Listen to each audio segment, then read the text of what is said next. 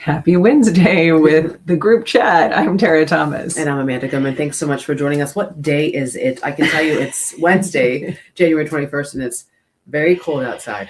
It's very cold. And for those of you who were on the roads at all last night, I'm sorry for you. We were in Iowa City for our son's basketball game. And as we were heading back, we went through heavy snow at points, which was unusual, but the snow was coming down fast enough and the plows hadn't been out on the roads entirely. So I was telling Amanda I was driving pretty, not over the speed limit, but pretty fast. And then my husband was like, I don't think you should be going this fast. And then I said, I'm sorry, honey. I grew up in the Midwest. I'm used to driving in blizzards. And so I just don't have the level of probably fear that one should when doing winter driving. But it was good that we did make it home, and then the bus made it home safely. And nowadays, kids are a little spoiled, let's be honest. So they took a charter bus. So I said, well, that's nice because at least for the roads, it's better, I think, the charter bus than the school bus. But a charter bus from Waterloo down to... Yeah, okay. Because they sometimes need to use other services, I guess. So this is what's so funny. When my daughter was in middle school, for a time when they were short on buses, they had to use Dolly's Party Bus was one of the things. So they had to use one of the more like, entertainment style transport vehicles that had like music and lights. And so at the time, as we've experienced, sometimes these things don't pan out well when it's your mom used to be a news anchor, or in this case, worked for the schools. And so someone complained to the district and said, why does Tara Thomas's daughter get to take a party bus to a basketball game? Like I arranged, because it's always party time. That's why. Like I arranged for the kids. Lord, that's always something. Bus. It's always that. That's the, and this is what I always laugh when it comes to our children, and then somebody throws our, TV name, our maiden name out. Why does Tara Thomas? Well, that's not the name when she's in mom mode and when I'm in mom mode. So yeah, exactly. We play those people at TV. So we've had a great couple weeks now, I guess middle of our second week of the group chat. And just a reminder that we're doing this thanks to a lot of support from the audience saying we loved when you guys did some live streams. And then we had our friends at Choice Creative out of Des Moines, come alongside us and say, hey, we think that you guys have content worthy of sharing 3 times a week live and not just, reserve it for our shows. So that's how the group chat really commenced in this new year for us. And we should mention that anybody who would like to sponsor us, that is something that we can help support. If you're interested and you're a brand that we'd want to partner with, you can reach out to us. And I was so excited. I created this banner. Yeah, I'm being all tech savvy because we're like everything we're back of the house. We're the director, we're the producer, we're all the things. So anyway, that's our website. So no one's shouting in our ear anymore. Yeah, no earpieces. So if you are so inclined, you can check out the website, link to the books on Amazon. Also, obviously, link to all the Eventbrite ticket sales for the shows that are up and live with ticket sales. And those are primarily on Wednesday nights where we go all over the state. And then tonight, Wisconsin to Parade de Chine. And then you can also email us, faithinfourletterwords@gmail.com. There's a link on there to reach out. So I just had to get that housekeeping note out of the way. Yeah, that was good. We are in Parade de Chine. Record number of tickets have sold for this. I may not sound, I actually don't even feel awesome either, but it's okay. I'm getting the crud that I'm the petri dish. And so here's sorry. No, it is what it is. I have an autoimmune disease. So if you have an autoimmune disease at home, then you know that you are like a lint brush, then just attracting anything that comes into the house. So if anybody would like to enter the group chat right now and tell me if you are immune compromised, as am I, what do you do during the winter season to kind of, because it's been at least once or twice a month now, I have gotten whatever my children are bringing home from school. So I have tried all of the things. I have tried the zinc. I have done, the infusions. Anyway. So I'm holding my phone so that I can make sure we monitor comments. And as she said, if you have any input, feedback specifically in regard to that, we'd love to hear it. Also, just anything you'd like to share. we're the group chat, so it's interactive. It is interactive. Let me see who's joining us this morning. Dar says, good morning. Mary or Mari, good morning. Mary, I beg, Gertis. Jeannie, good morning, ladies. Melissa, good morning. Marcella, hi to you. And Flaherty and 9 other people are watching with you. Oh, that's Stacy's last name. Well, that's cool. They're telling us right now who's joining us. And then we also wanted to say that if you are so inclined to join us tonight in Prairie du Chien, which you can still purchase a ticket all the way up until showtime, but we only sell them online. It's at the Waterfront Hotel, but there will be no tickets at the door. So you do need to purchase those online. Now, I needed to clarify, somebody did reach out and yesterday through Malaya, who's our sponsor from Cactus and Cove Boutique, and inquired about what about snow, what about bad weather. So fortunately for us, we've never had to cancel a show. And this evening show, I did check the forecast. And if any snow showers appear, which they, have a percentage of potential today, it sounds like by 6, the snow would dissipate, and our show starts at 6. So if you are coming and you need extra time, it's a hotel. So you can come early, get your seat, and then we will be coming up obviously from Iowa, but we plan to go ahead with the show because at this point it didn't look like there was any severe weather forecasted for later than 6. I looked, it was about like an inch or so. Okay. It was saying like it was going to snow an inch. I know it's delayed, it's Wednesday, we're 2 days out, but I want to talk about the national championship football game. College championship. That was a great game. It was a great game. I do not like Miami. My brother is a grad of the U. I'm not a fan because from the 80s Notre Dame stuff. But anyway, the story of Notre Dame. The story is really their quarterback, Fernando Mendoza, who won the Heisman. His story, he grew up in Miami. He wanted to go to Miami. They didn't want him. He was 2-star recruit, so clearly not a top recruit, and then attempted to walk on at Miami. And nothing. And so just to go back to his hometown, but just the kid, the first thing he says, they say, how are you feeling about this? Moment. He's like, first of all, before I say anything, I have to give all glory to God. Like that kid never backs away. I know. Good, devout little Catholic boy. The way he looks at his mom, the way he talks to his mom and his family. Mm-hmm. I mean, and I don't know if you heard the crowd singing Fernando. Like it was if you're young, you won't know that's an ABBA song. Yeah, it's a great song, and just never made it about him. Like if I was at a stadium and people were singing, Amanda from Boston, I would probably look around and I would take it in. He never once and humble. Yes, and to his credit, he isn't afraid to be over the top and very passionate. And that's what we love about young people is when you're not worried about what everybody thinks. And, you sort of put those insecurities aside and say, hey, this is my opportunity to thank God, to praise my mom. I mean, we love that. So of course we've shared clips of Fernando with our sons. Yeah. Look what he does. Look how he talks to his mom. Look at Fernando. But he did something.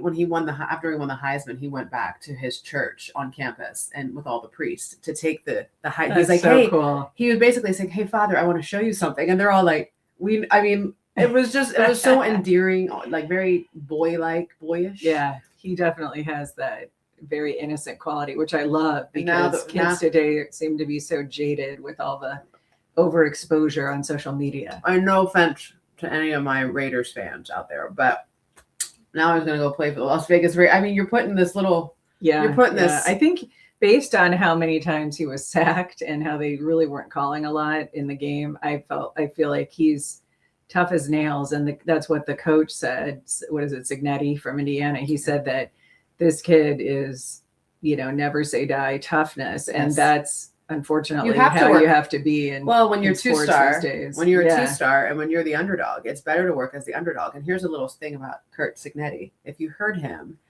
he said in his speech, he said, when back in Thanksgiving in November, when I was the coach at IUP and the cafeteria was empty. IUP is Indiana University of Pennsylvania. That is one of the biggest rivals that we had at Slippery Rock University. Okay. It's a big football school in Pennsylvania. It's part of the PSAC conference, Division II in PA.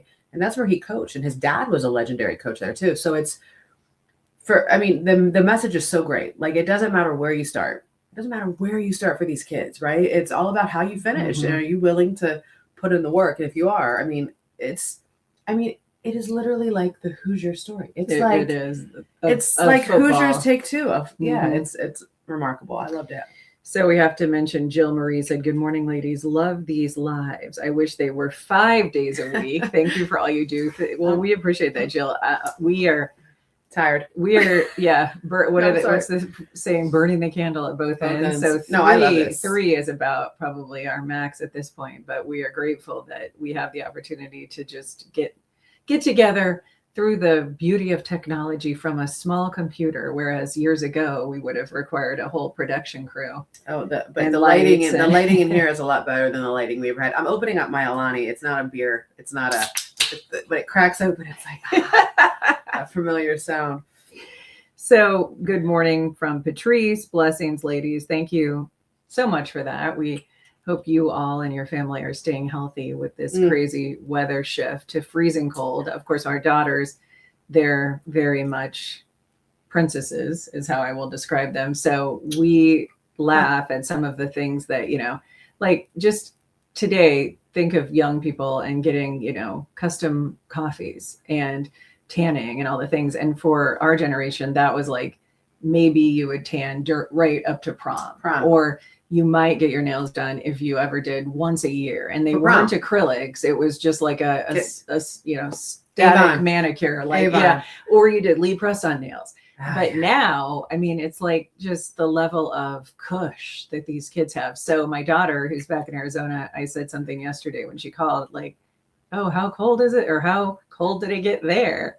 And then she's like, "Oh, it was so cold this morning. It got down to 44. And I was like, okay, I'd be wearing short sleeves at this point. I'd be out in 44. This is right about the time. And I think like, so in the summertime, I'm like, Iowa's great. In the fall, Iowa. In the spring, like Iowa. And then it's right about now is when we're all looking at each other like, why do we live here? I mean, it's that meme, why do I live somewhere where the wind hurts my face? But it's just everyone, you look at and everyone's looking at each other like just this sucks. Everyone is. You miserable. Said right about now, which reminded me of the opening to Rob Bass and DJ Easy Rock. I mean, it takes two. Yeah. It's in my blood. I can't help it. I can't unhear it. I know. It just takes me back to the 90s and the dance crews and the routines that we had. Oh my gosh, the routines. I mean, and it's so crazy. Can't play.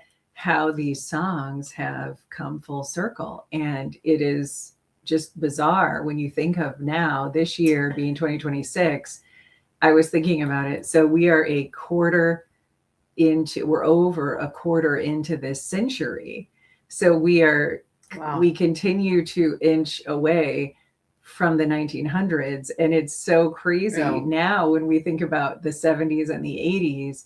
It's so ancient to young people. I saw a TikTok where a guy said, if you were born in the early 2000s, now they're playing Soulja Boy the way that we would have listened to a song from the 80s. Are you kidding me? You know what I mean? Like that's how old it is to those kids. Well, they were saying like it, because if you say 20 years ago, I still think it's in the 80s. I think 1980.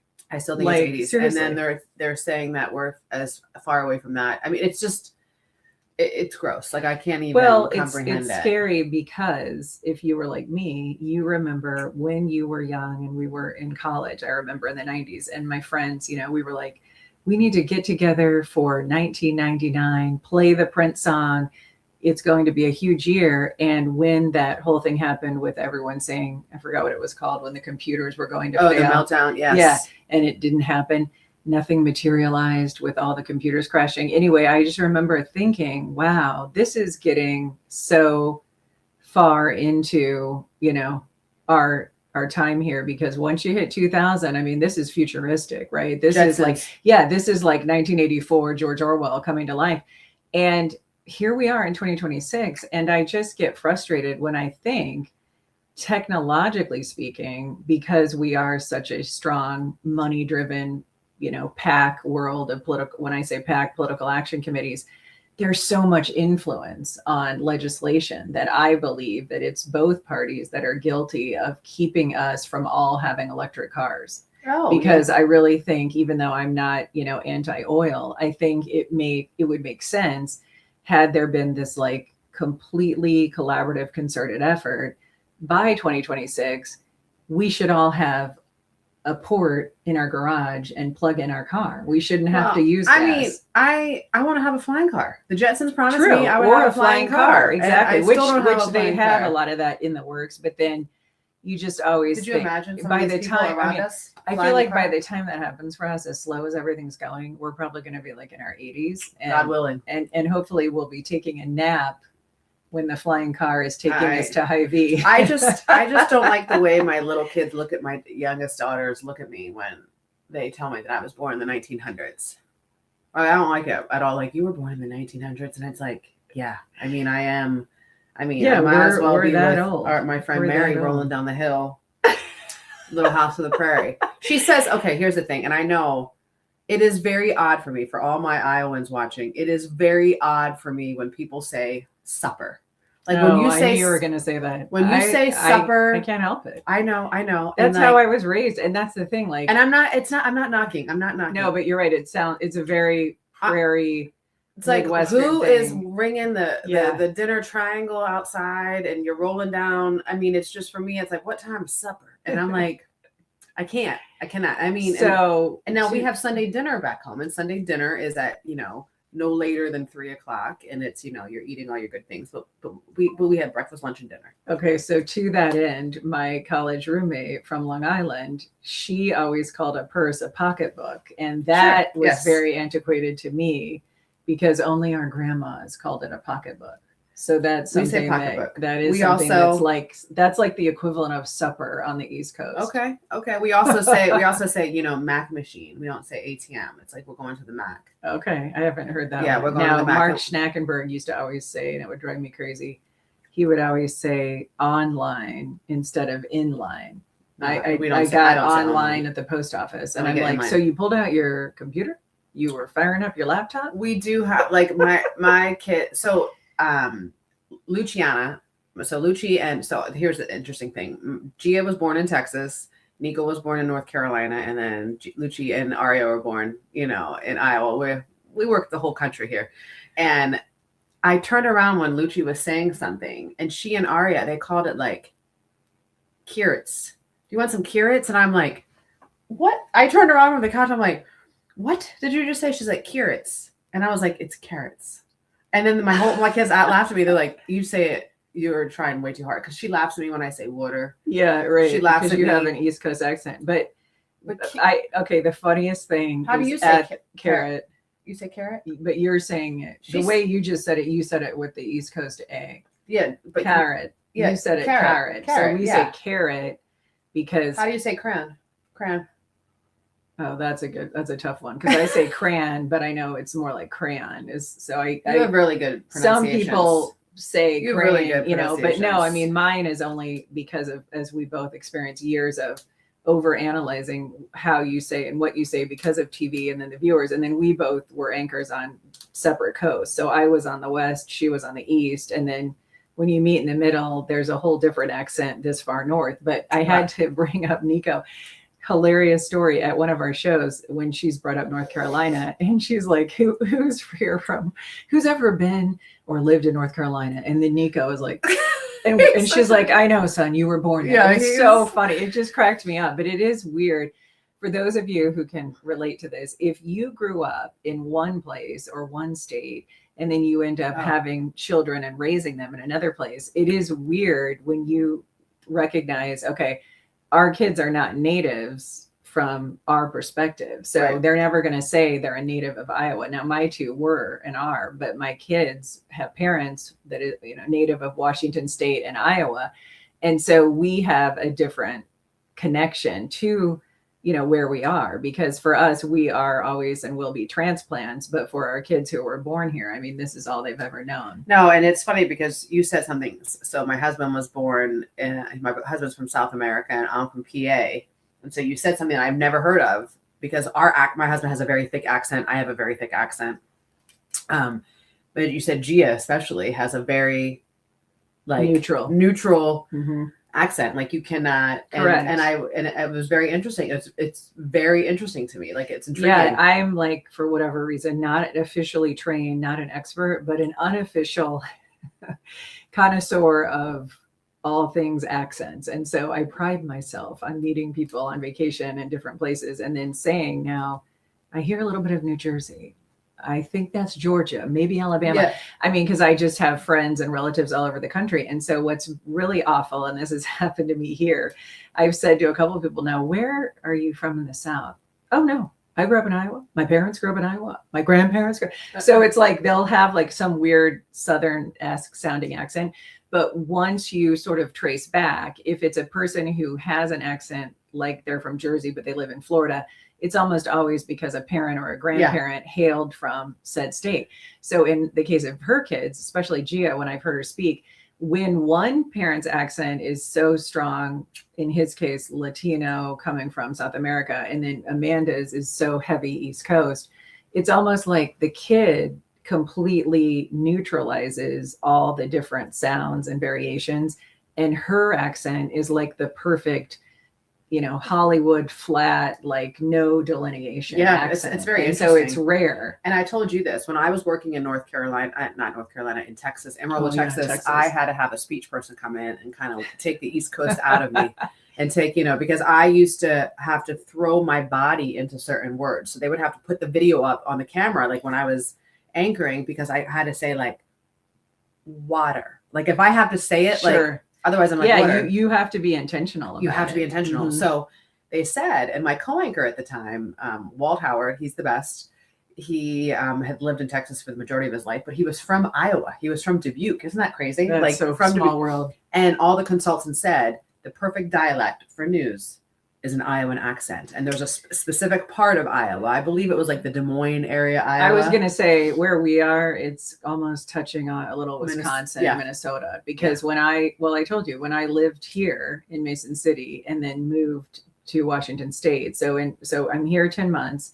Then I go to Washington State for like 7 years. When I come back to interview, to come back to this part of the state, I called my then boyfriend, now husband. I said, I don't know if I can do it. The accents here are so heavy. Oh, okay. So now that we've been here as long as we have, we don't even hear it because we fell into the pattern that before sounded so distinctly different. When you came from North Carolina, it had to sound different than what it does now, but you don't even. I don't you even. You fall into it, It's just a weird thing how you don't even realize that you adapt to the language differences. It's crazy. But, I always laugh, when people make fun of the way I talk, and I'm like, you say supper.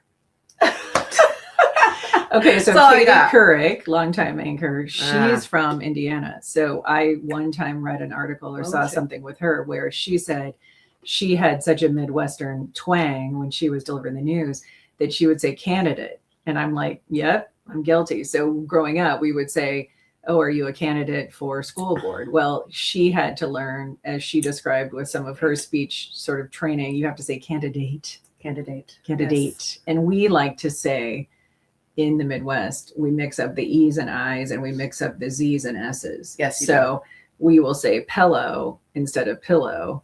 And then I'll say Illinois instead of Illinois. And so that's just a weird. Yeah. Oh, that's funny. Okay. So no one talks any kind of smack about the way I talk. And there's listen, I love the Midwest. I am so thankful that I get to raise my kids here. I think it's amazing. I think the people are top notch. I mean, I do. I love it. But there's one thing I don't understand. And I know people are going to come from me and I have to try it. So I haven't tried it yet because I think it's weird. But it's the fascination with the chili and the cinnamon roll. Oh, yeah.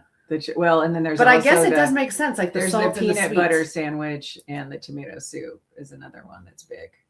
You haven't heard about this? Well, first of all, I don't eat tomato soup. I hate tomato soup. And like everyone back home, it's obviously grilled cheese and tomato soup. But is it the chill? Is it the salt? Which I can get on board with. Yeah, I think it's the salt. This was it. Okay, but to be clear, like that's not a Midwest thing. That's an Iowa thing. Because I had never heard of that. So do we dip? We don't dip. We don't mix. No, I don't think so. But I mean, I love a good just peanut butter sandwich. Like even just peanut butter on bread, like no jelly. Well, yeah. But that soup. is, well, sure. Like, but I definitely didn't like have them paired growing up. But I think the concept, you're right, has to be just like the comfort food. And in the case of the cinnamon roll, cinnamon rolls go with everything. Right? I mean, I'm down. But you're right. That is such a Midwest. I mean, there's something so that screams just comfort when you think of like, I'm going to show up to the potluck and there's going to be a big tray of cinnamon rolls and a big crock pot of chili. But I can't go. But you don't like having them together. Well, no, it's not that. Like, I can't do comfort food with other people. Does that make sense? Like, if I'm doing comfort food, I have to be baggy. That's very non-Midwest of you because we're all about a potluck, right? No, I mean, I like a good potluck, but when you're going to eat that comfort food, I mean, you have to be. I mean, I had a lunch last week, and there were crock pot soups, and they were excellent. And I could have gone 3 times, but it was during my work day, and I was like, I had one. You weren't in like your comfy sweats. Yeah, so I can't go completely. Yeah, no, I like a good potluck. I can't do it in public though. I can't do it with other people. So growing up in the Midwest, a couple of weird nuances that some of you will relate to. My grandma, who grew up on a farm and came from, I mean, she was a school teacher in a one-room schoolhouse and had always lived in the Midwest. So she would put salt on cantaloupe and she would call it muskmelon. And then we would also, and I still do this, put sugar in our cottage cheese. And I've done that my whole life. And if you've never tried it, if you're dieting, a great snack is cottage cheese with like a packet of artificial sweetener. And my family, I don't do cantaloupe. I don't like any of the melons. My sister, but they all do salt. I mean, like I grew up watching my dad. My dad and I will eat like we'll slice a Roma tomato. We put some salt and pepper on it and eat it. Or my dad will slice a potato and he'll eat a potato with salt on it and just sit there and. Now, you've never had beefsteak tomatoes until you've lived in the Northwest, where they grow some of like the best tomatoes in the United States. And it's also called, where I lived in the Yakima Valley, it's called the fruit bowl of the nation. So almost all of the hops were being grown there at one point, and then almost all of the mint, I think it was 90% of the mint for Wrigley gum and the spearmint, that was being grown in the Yakima Valley. And so for me, going out there, being like a produce, like fruit, veggie lover, even though I'm not real creative with veggies because I don't cook, but I love like all the fresh produce. So when you're out in a state like that, all of the grocery stores, everything has like the kind of fruit. If you've ever been Pike Place Market in Seattle, sure, it doesn't look real. Yeah. The grapes are so big and the fruit is so colorful and so like bold. I mean, bountiful. And so it's so weird because after I was out there, it's just weird now that the Bing cherries and the Rainiers and everything there that is so cheap and so good, you can't replicate that anywhere else in the country. Maybe California. But I mean, have you had the Bings that I don't like cherries. Oh my gosh. I don't like cherries. I can't. Now, my dad and his little, cohort of other Italian men, they would have these cherries soaked in bourbon for years. Okay. And so they would crack open at the holidays. Like an Italian thing? Yeah. And I mean, you can get pretty buzzed just by standing near the jar when they would open it up. I mean, it was, but I don't like cherries at all. I think the only cherry you're a way more, I guess, you're pickier than I realized. That's not a bad thing. No, I pretty much like everything. I don't think I'm picky. I just don't like, I don't know what it is. Like, I don't, there's certain things I'm just like a hard no, like a hard, like lima beans. That is where I was like, you got lima beans. I was perfect at like taking the napkin and pretending I was wiping my mouth and spitting out the limas because we growing up, and if you can probably relate, especially if you're our age, Generation X, we were the clean plate club. Mm-hmm. We were not allowed to leave the table. That's why so many of our generation have we have food issues because we had to eat. Even well, and that's full. Because the baby boomers were raised by the people came out of the Great Depression. Right. So they said, you're not going to waste this because there's kids starving in Africa, right? That was the line. So, okay, I only have probably 2 things that I won't eat or don't like, and that's pretty pathetic. Cheddar Bay biscuits at Red Lobster, not a fan. Don't like them at all. And flavored chips. I don't like any flavored chips. No Doritos.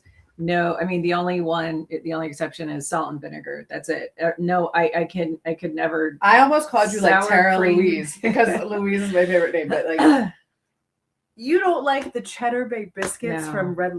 Isn't that weird? Yeah, it is. It's completely. I thought you were going to say like, I don't like asparagus. I mean, I just don't. And it's so crazy how they're in coconut. I really don't like, but as I've gotten older, I will eat a Baby Ruth, or not a Baby Ruth. What's the Almond Joy? I'll eat an Almond Joy because the chocolate is so good. I'm willing to eat the coconut.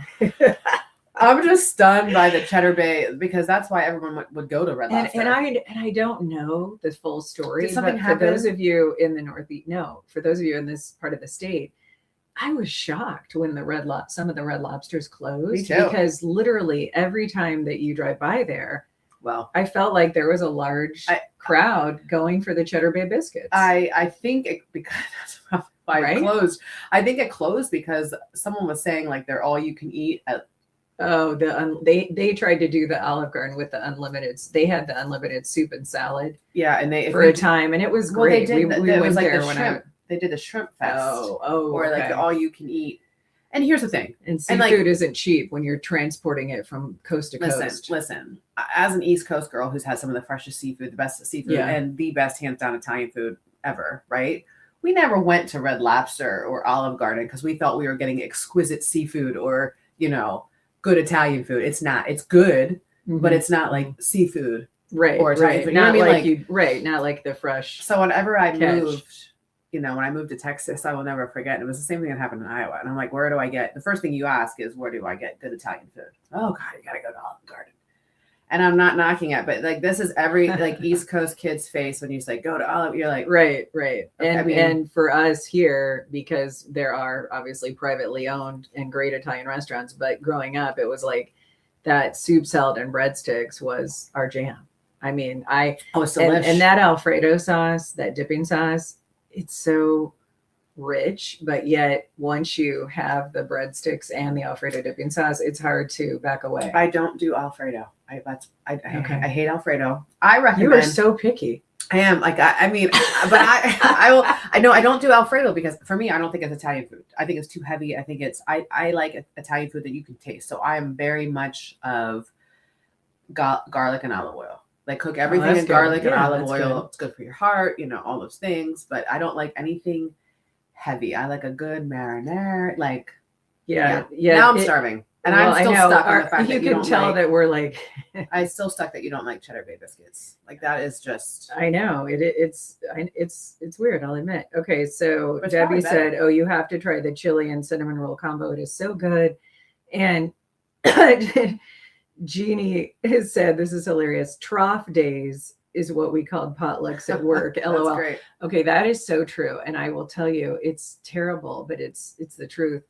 You walk into an office setting where there's somebody who's like the Friday fun girl who's always bringing in the treats. Yeah. It's so hard. I mean, if you're dieting, it's so hard when you have people being so generous and bringing the homemade goodies and doing the Friday, special potlucks. I mean, so one thing that's sad is it's almost like out of wanting to kind of control the trough and the grazing, the trough feeding. It is good. I sometimes will like socially isolate myself from that just because I've spent years of like being the first one, like running to the break room when they send out an email and they say, there's still donuts in the break room that sales brought in from yesterday. And then you're like tripping over yourself to get down there. Because when we worked at news, we never got free anything. Food. Yeah, free food was the driver. Yeah. I used to tell people, and people thought I was joking, and I was not. When we were young reporters and we were always looking for, the handouts, the freebies, because we were broke, I would sometimes choose to cover a story based on the opportunity to get a free meal or free food. So if it was something where like there was a meeting and you knew that they were going to have some kind of catering, and time was, people were so purist that they were like, I would never partake in a sandwich on a tray if I'm covering the story. I need to be fair and balanced. And I was always like, well, I'm going to be fair and balanced, but I'm going to eat the sandwich. I'm going to let you know how that salami tastes after I'm done here. No, I'm going to say it's true. I'm completely the same way. I was just telling the story the other day. When I was covering, it was former President George W. Bush was on his reelection. And I think we were covering And you were still in Texas. I was still in Texas, and the First Lady Laura Bush, she was stumping for him. So we go into, I think it was Clovis, New Mexico. So we pull into Clovis, and our satellite truck operator, he had all these coolers, and we're like, what are these coolers? And it was 6 a.m. and he was like, you didn't bring food? He's like, we're gonna be here. Secret Service just checked you in. We're gonna be here until 6 o'clock tonight. And so he wouldn't share any of his food with us. We didn't have any food. So I was thinking about this, like we weren't allowed to have any of the food that was set up for. Sure. We weren't for the candidate. For the candidate and like the nice stuff. And I mean, I was eyeing that up. So I will never forget driving through, and my photographer, he pulls into a Sonic, which I love. Sonic is probably my favorite. Yeah, I hate that we lost Sonic. I know.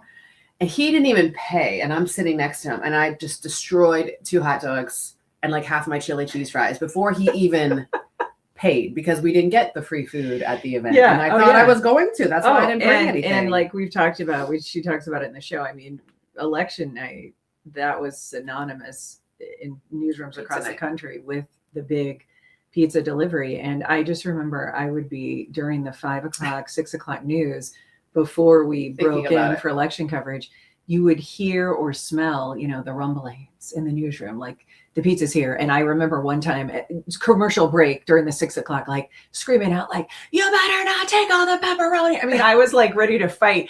And yet you would think that we would be so focused on the issues and so serious. And all I cared about was making sure that I got 2 big slices of pepperoni. And I would be furious if on Thanksgiving, which we've talked about this on the podcast, we would do the new news. And then if we had to work and do like the 5 or 6, the station would provide a Thanksgiving meal for the crew, the holiday crew. And if I heard production rustling in that refrigerator, I mean, I would be like irate, like, get out of the mashed potato. Production was always, that was, when I moved to Iowa, that was the first time it was provided, because in Texas and North Carolina, we had to make our own Thanksgiving meals. I think they picked up like I think we got some brisket when we were living down in Texas. Oh my gosh, of course. We had to make our own sides. So not only did we have to work on a holiday and be away from our families, it's like, bring your dish in. But I do remember that's when I first, in Texas, that's when I first got a taste of soul food mac and cheese. Like a reporter brought this mac and cheese in, and it was the best. It was like the sticky mac and cheese. Yeah, and so now that's on the cheese. So I said, give me that recipe. And so ever since then, I've been making that. Oh, that's cool. So that's one of your family staples on Thanksgiving now. We do that. We do. Yeah, we do. That is, we have to have that. So speaking of soul food, it's somewhat like the fast food version of soul food, but the Popeyes mashed potatoes are so good. Those are so good. And if you haven't had those, and it's just worth going through there even to just get the mashed potatoes to go. Now, what's really crazy and funny is, do you remember, back in our reporter days, back in the 90s, the reason that Kentucky Fried Chicken changed its name to going by KFC because they were trying to move away from the word fried, because we were all fat free and no fried in the 90s. We were all fat. Is that just we were all fat? We were all fat free. And so when they changed it to KFC, I remember I did a story about fast food restaurants moving to healthier options. And for a time, they started doing all grilled buckets. So you get a full bucket of grilled chicken. And I'll tell you what's hilarious. I was doing like of the mini diets we've all tried over the years. I was doing, like Atkins. So, I mean, the low carb. And I'll never forget like getting a full bucket of like the grilled chicken and just sitting in the parking lot and eating some. Going to town. Oh, yeah. And they've really done away with that. I mean, it's hard to get that because, and I get it, it's probably more expensive for them to make the grilled whereas the breading and the fried makes the chicken seem bigger. So it fills the bucket. So, I mean, a full bucket of grilled chicken back in the day was like $8. Now you can't get that. And everyone at home is now hungry. Everyone at home is now making fried chicken, thinking about I'm thinking about fried chicken right now. And some of the best fried chicken, honestly, is at Cracker Barrel. Ugh. Oh, I haven't been there in so long. And I love a good Cracker Barrel with the gift shop. When you're waiting to be seated, that's okay because your grandparents are on the rockers and you're in the gift shop picking out your sugar what do you call those? Those sticks of like hardened candy. Oh yeah, I don't. What I do we never call like those? what, don't tell me you didn't like those. No, you don't like Cheddar Bay biscuits from Red Lobster. All right, I am all right, stuck but on there's that. at least like No, 10 things. I am mentioned. really picky. Okay, we have a couple of comments that one that I might omit from Levi saying Alani is bad for you. So are you. Levi. And our friend Monique, bonjour, good morning. She is going to be joining us tonight in Prairie du Chien, as is another friend, Alice. We're excited to see you.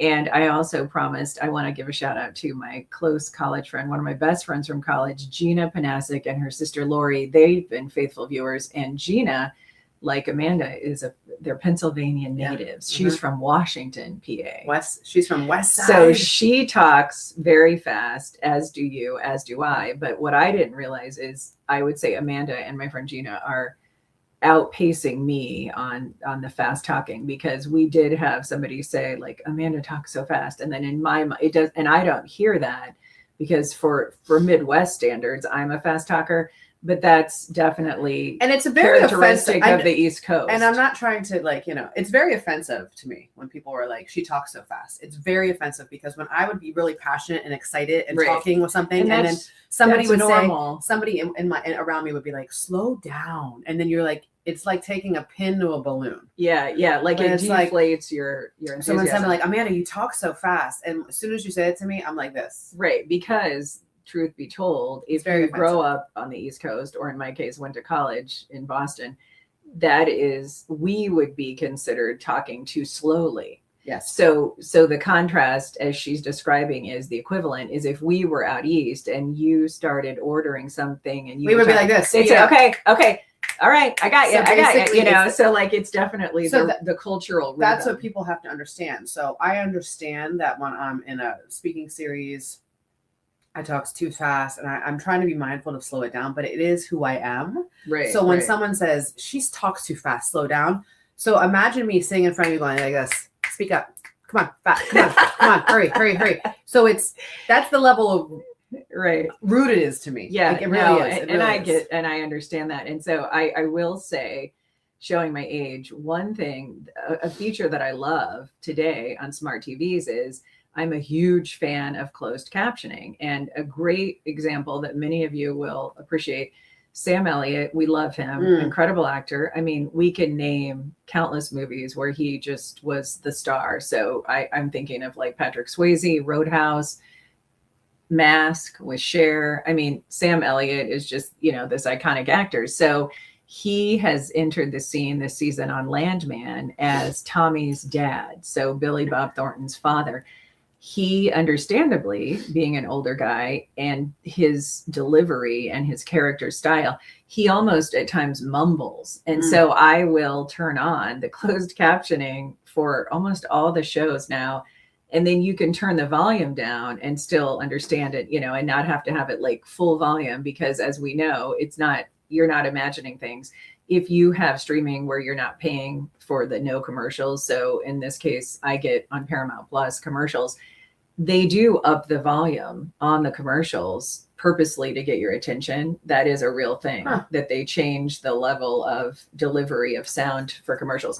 So I tend to have it lower. And then with the closed captioning, like I don't miss anything and I don't have to rewind. And then, you rewind and then you're like, oh no, I went back too far. And now you're rewatching just to hear one missed sentence or comment. But I love that about technology. It's like you can customize the way you watch things now. And you can also, which we love, pause to go get a snack or use the restroom, because we talk about this all the time. Like growing up, like you couldn't leave the room because there was no rewind or rewatch. Yeah. So you're like, screaming like, bring me a drink, because you don't want to miss some part of the show. And so things like that we went through, the struggles of our generation.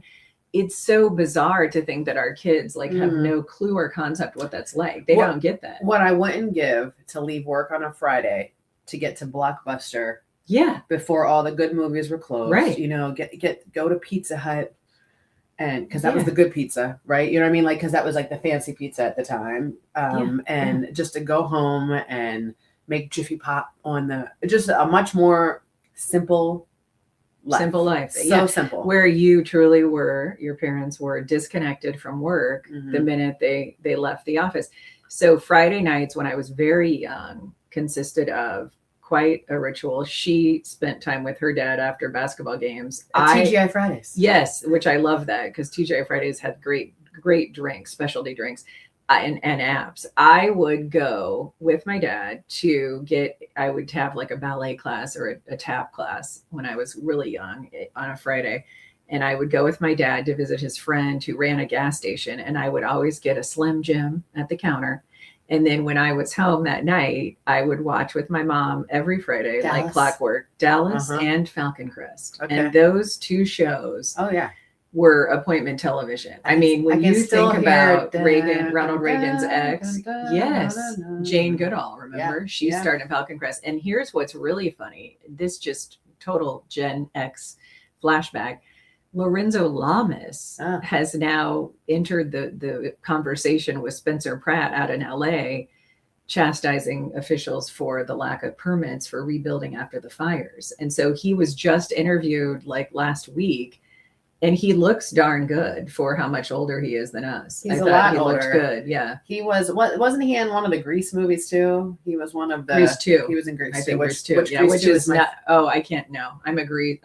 Grease 2 is nothing compared to the original. Okay, Grease 1 so cheesy to me. Grease 2 because it had Michelle Pfeiffer and the leather and the Cool Rider. That's so weird that you like Grease 2. It's my favorite one, and I wrote every word. That could be that you're younger than me, but like I'm all about. I mean, when I was in the theater seeing the original, I didn't like Sandy. Her character aggravated my soul, like because it was definitely identified more with like the RZA pink ladies, because it was just like I didn't like those cookie cutter, the one like the teacher's pet. She came around when she performed her What's Happening, but then Hot she Stuff was completely routine. Then she was just playing dress up, and it's like who was the cheerleader, Wendy, who the cheerleader that was just like bouncy and just Wendy. Mm-hmm. Not a fan. Give me Grease 2. Oh, yeah. But it was just a much more. I used to watch Dallas like that was, and I can still hear.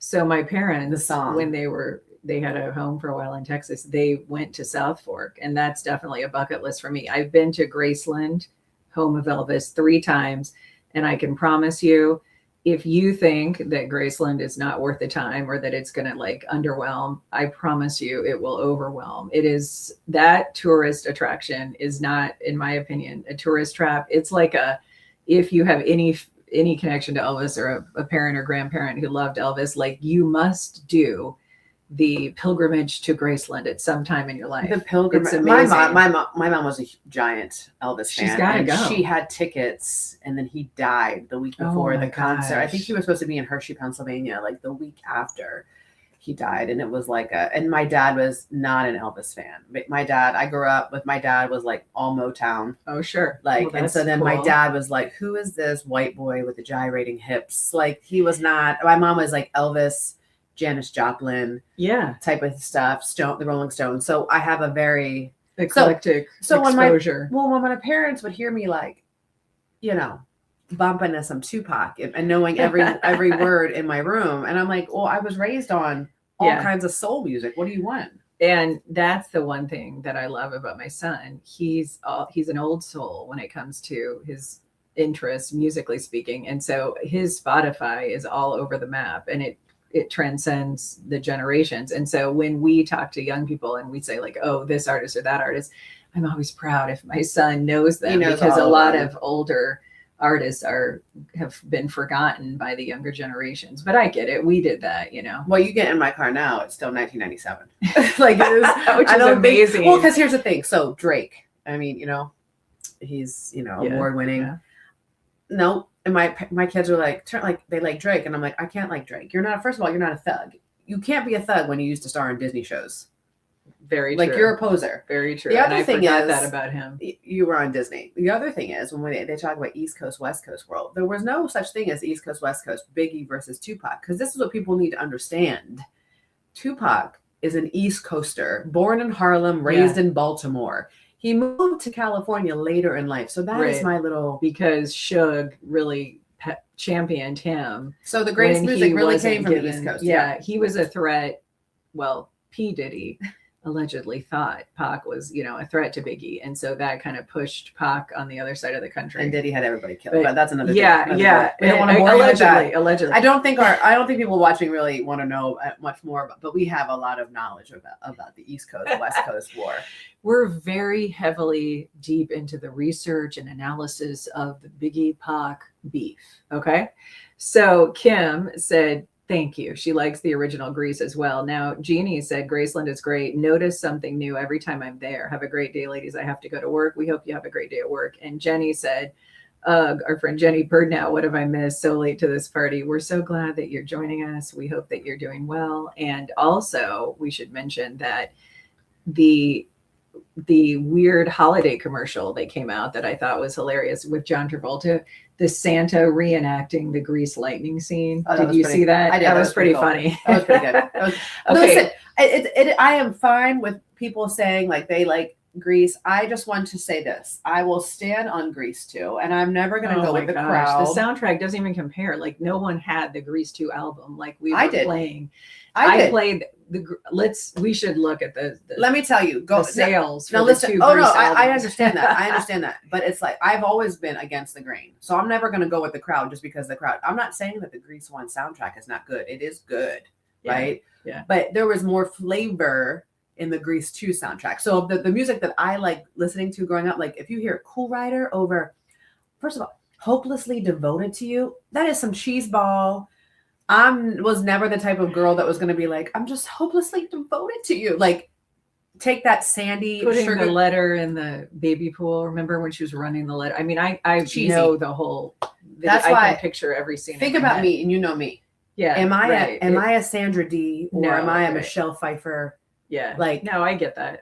That's where it was. I'm not a bandwagon person either. I never watched Moonlighting, never watched Friends, and never watched Cheers. I mean, and yet I know all those series are iconic and have huge fan bases. But when people are quoting Friends, I'm like, I've never seen a full episode of Friends. Oh, Friends is great, but I mean, but I get it. But like, this is one argument that I have been a part of for many, many years. People are like, but it doesn't have to be Grease versus Grease 2. Two can be true. You can like Grease, yeah, but you can also say, hey, you know what? I like Grease 2 better, and I did, and I know I'm like one of the only people. I know that I appreciate your opinion, your perspective on that. So somebody mentioned, let's see, let me go back. Somebody said here that Landman is great, and I just have to tell you that.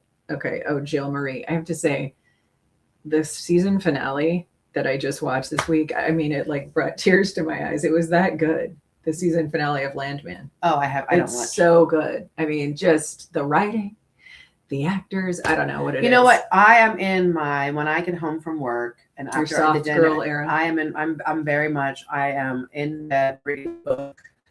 What time? I am reading. Oh, I get in bed at 7:00. I get in bed. And if there's no basketball, because you have young kids too. They go to bed at probably a decent time. No, I go to bed before everybody in my house. I know, I'm not going to sleep. I'm just going in. Yeah, just to wind down. I have to settle down at 7:00, and then to fall asleep, I watch Gilmore Girls. Yeah, I knew you were going to say that. I watch Gilmore Girls every single night. I mean, like once I'm done with the series, I start again because it's mindless. It's very soft. It's very wholesome. Yeah, it just shuts my brain down. So Melissa, our friend, said, I also like to keep the 90s, early 2000s going in my car. Spotify is fine, but the second I try to bust out some old mixed CDs, her daughter is mortified.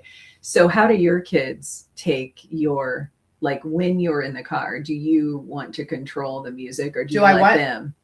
Oh, it's my vehicle. I'm controlling it. And they like my music though. That's good. But here's the thing. I like their music too. So the older two, they listen to like Kendrick Lamar, and I like all of that stuff. But they also like, Gia will listen to Mary J. Blige with me, and they know when they're getting in, they're going to listen to Pac, they're going to have Dre, and they're going to, fun. That's great. And for us, we were the same way, right? Our parents, my dad had the 8 tracks, my mom and dad, and I remember they would play 50 songs, and they would play, and then we had, of course, Neil Diamond.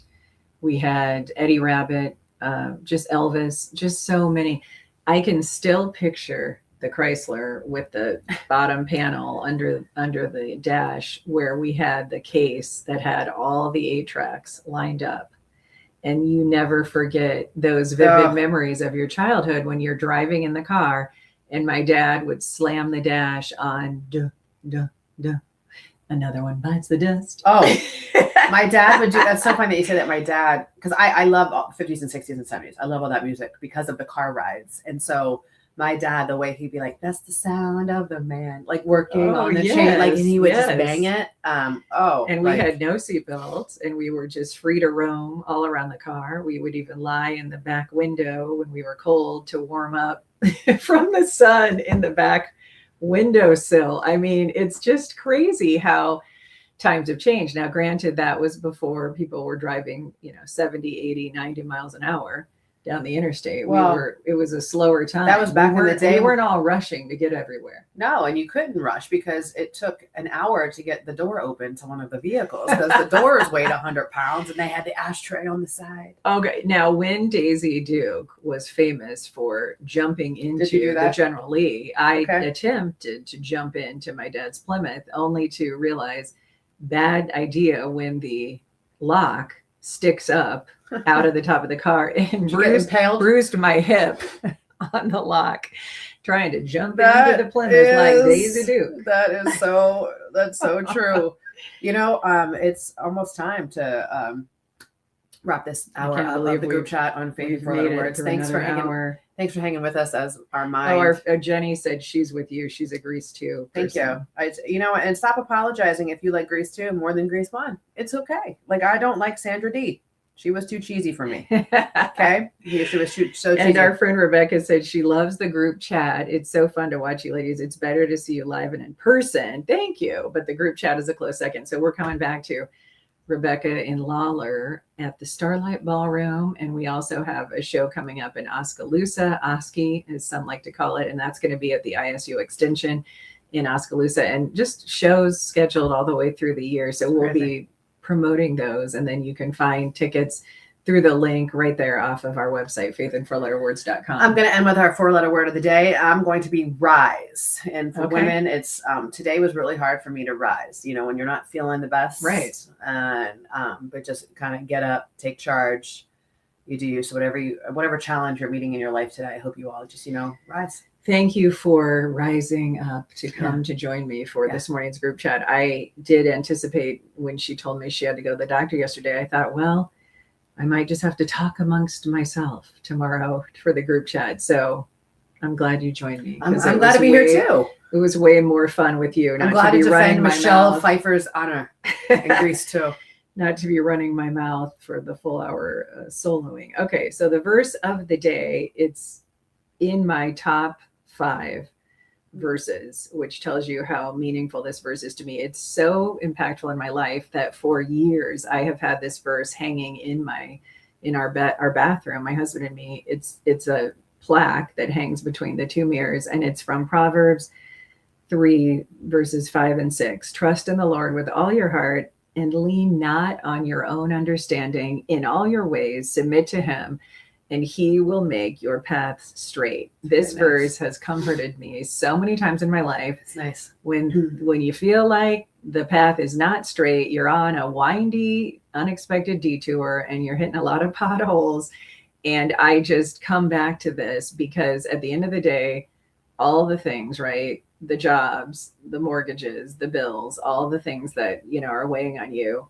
Life and what really matters has a deeper and a higher purpose. And for us, that's being godly, in God's sight, children of God that try to walk by faith and not by sight. And so if you are somebody who's struggling right now, whatever season of life you're in, just know that you have to trust him in all the seasons, good, bad, and ugly, and you will come out on the other side of it. And we're all prayerful and grateful when you do, because then you appreciate and you don't take for granted all the things that are going well. And it's as you say in our show, God, your plans, not mine. And that is, it's hard. Sometimes it's hard to release, but we're not the driver. And once we notice that, we realize that we're not driving the old 70 to Oldsmobile with a heavy door. Well, thank you so much for joining us today. Thank you for waking up with us 3 times a week.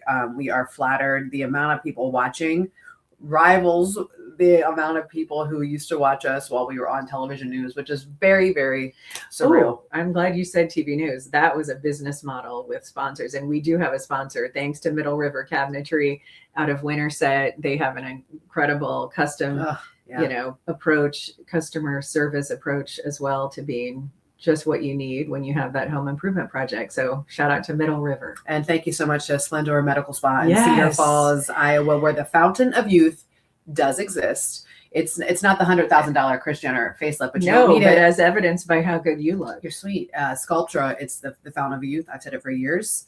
It is just it's a procedure, stimulates your own collagen. So it's just you 5, 10, 15 years ago. So I'll take it. The Fountain of Youth does exist. I found it. So shout out to Liz and everybody at her med spa. What is it called again? It is Splendor Medical. Is it Dore or Dore? Just Splendore. Okay, I just wanted to make sure I was pronouncing it right. Yes, there's accent aigu. Whatever. Go have your cinnamon roll. Monique will know if that's what it is. Our French friend. All right, we'll see you tonight in PDC. Can't wait to see you in person at the Waterfront Hotel.